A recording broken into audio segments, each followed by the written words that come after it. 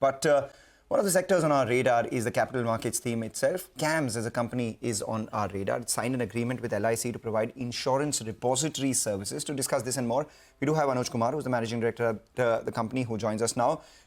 Basics first, Anuj, thank you so much for joining in. What does this do to your incremental revenue, additional users, market share that comes in, this tie-up that you've done with LIC? Hey, good morning. Hi, and thanks for having me on the show.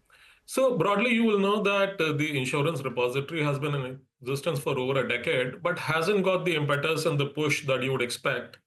So therefore, LIC joining up, I think, is directionally a great thing for the industry because a large market leader with that kind of market share had stayed away from this architecture.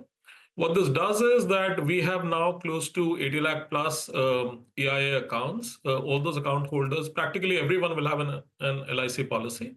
They will be able to bring this into the realm of servicing through that. LIC over a period of time within 2025 will move some of their new issuance. They may not get the legacy policies yet, but the new issuance will start moving into this architecture. So you can have your LIC policies, both new and old ones, as you like, in the insurance account.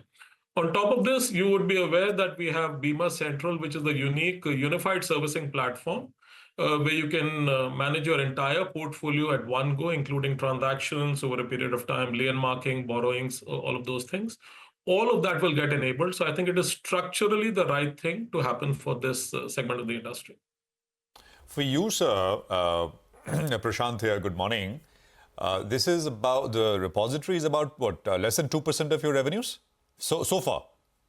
That's correct. It's less than just about 2% of our revenues. So okay. I think we are not expecting a large kick-up in revenue because of this. Yeah. No, LIC, if you just count the number of policies out there, LIC is about an 80% share of all policies.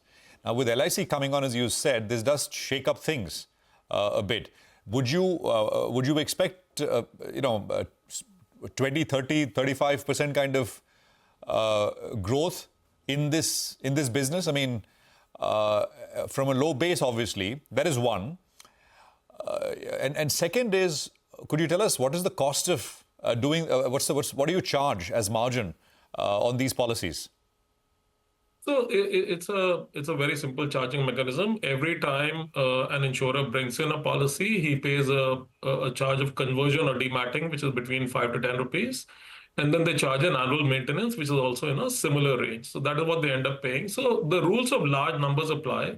I would think certainly this business is poised for growth. I can see that number to be in the range of, let's say, 25-30% for the coming year for FY26. It's also great signaling to the rest of the market, which hasn't yet aligned to this architecture. So you can find that a lot of the others will also start lining up. Just to share, someone like Star Union and Daiichi brought in their entire policy base to us last year, which means those are insurers which are complete believers and they want to get into this 100%. I think that momentum will increase now. NSDL, CDSL, etc. also will start doing this. You've kind of beat them to it in terms of. But do you think it gives you a kind of first mover kind of advantage here? It gives us the first mover advantage in two ways. By the way, LIC will sign up with all the IRs. It is not that they're just signing up with us. We are the first to sign, but you will see that happen in the next month or two. They will tie up with everyone and give consumers a choice. I think the way this game is played is that the larger number of e-insurance accounts you have, because each citizen is allowed to have one, you can get as much market share as you drive the EIA count, because then whether the person has an LIC policy or healthcare, everything gets into that account. So that's the direction for us to take, to focus on maximizing coverage of EIA and then signing up with as many insurers as possible progressively so that those policies then get inside the EIA accounts. So just to completely understand the full picture on this, you're saying that this business should grow at 25-30% over the next couple of years. Tell us two things. One, the margin profile of this business and how it compares with, say, the mutual fund business that you run. And if it grows at 25-30%, that let's say by FY27 or so, how much of your total revenue will start coming from this business? And what does that mean for overall profitability and margins? So this business is a small business right now. Like you said, 2% of overall revenue. So think of it as a break-even business. It is not a margin accretive business right now.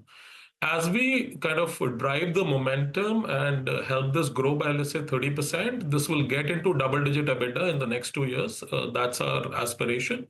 It will still not be materially contributing to the overall book. The overall book is very large. You know that we are a company with about 500 crores of PAT. So when it will start influencing, that may take another 3 or 4 years. But from a size and growth perspective, things look pretty strong. 5 to 10 rupees is what you said, sir. Is it 5 or 10? Or is it somewhere in between? What, in terms of what you charge, one time and then annual maintenance? Yeah, it's not a flat rate. It depends upon what deal you get with individual insurers. It is in that range. Okay. Also, I mean, you said that it should get to double-digit EBITDA, say maybe by FY 27, 28. Overall, you're operating at 40% plus margins. So in that sense, for the next couple of years, this is not really like you're saying, it's not really about margin creative growth. No, think of this as a platform business. We've laid the rails, we've done the plumbing, we've acquired the customers, and we have the accounts for them to place their policies. Momentum builds over a period of time. That's exactly the momentum we've seen in other platform businesses. So what I'm very positive about is that foundationally, as we grow from, let's say, 80 lakh to 2 to 3 crore e-insurance accounts, the number of policies will multiply. I'll give you one simple metric. Every quarter, we used to get about 500,000 in DMAT till about a year back. This quarter, that number is 1.5 million. Our objective is that 1.5 million doubles from here in the next 2 years and becomes about 3 million. At that size, this is, it has every indication to become a large material business for us. Let's talk about your core business here. The mutual fund AUM actually declined by 1% month on month. The inflows have been lower. It's a function of the markets itself. And then the most important part, SIP stoppage as well, increased by about 123%. So does that have an impact on your MF business? Are there any concerns on growth out here? And you were also renegotiating a couple of contracts with 1-2 players. Has that happened? At what levels? So I think the primary metric, which is MF AUMs, have held very well. If you see whatever has gone off 4Q over 3Q, overall AUMs have not declined by more than 3%. Equity has not declined by more than 4%. This is despite that mark-to-market losses have happened over a period of time.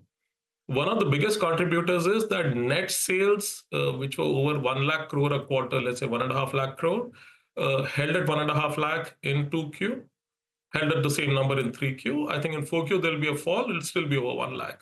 So a lot of makeup has happened because investors continue to bring their monies into the industry.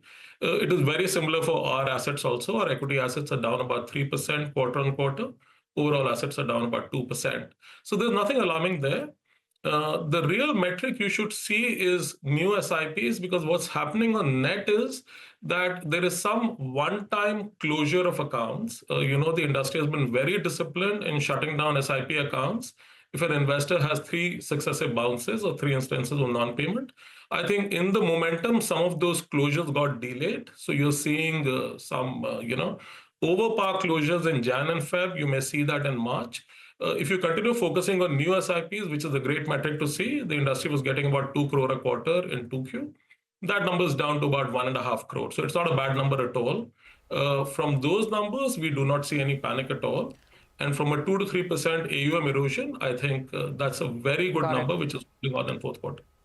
Got it. All right, sir. I had more questions, especially on MF Central. Maybe we should get you on Let's Talk Money for that, because for consumers, for users like us, that's the next big thing that we all are watching out for. But thank you very much for the business update, and look forward to the next conversation as well.